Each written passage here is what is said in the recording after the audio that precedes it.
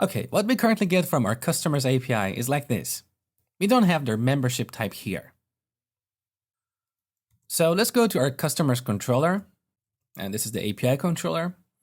In get customers action, we need to eager load the customers with their membership type.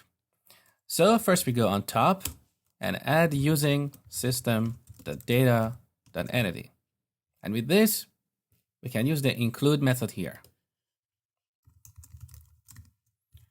Customer goes to customer.membership type. Now this code is getting a little bit too long, so let's break it up to make it more readable. I like to break it up like this. Chain all these method calls, one on each line. That's much better. Okay, now put the cursor on customer DTO.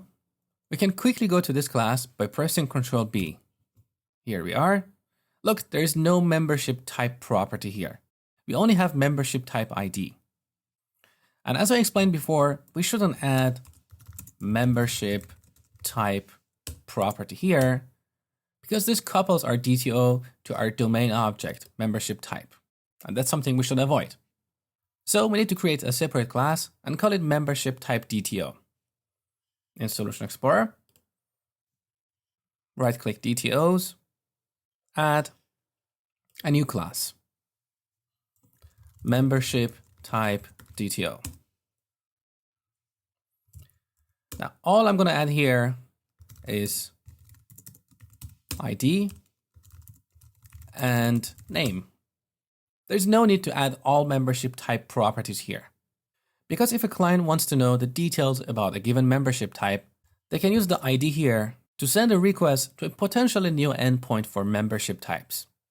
So we want to keep this lightweight. Now back to our customer DTO. We change membership type to membership type DTO.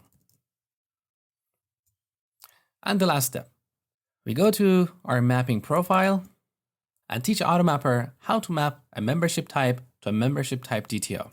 So duplicate this line,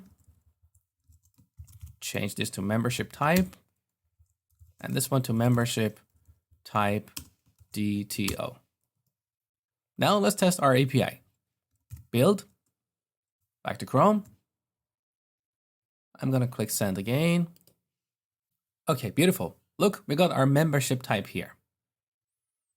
With this, we can go back to our index.cshtml and change the data property of the second column to membership type.name.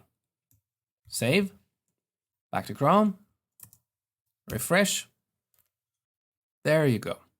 So this is how we return hierarchical data from our API. All right, now let me show you a bug with our data table. I'm going to delete this John Smith with a plus. Delete. Okay. It's gone here. But if I go in the search box and type John, look, it's back here. So in the next lecture, I'm going to show you why this is happening and how to resolve it.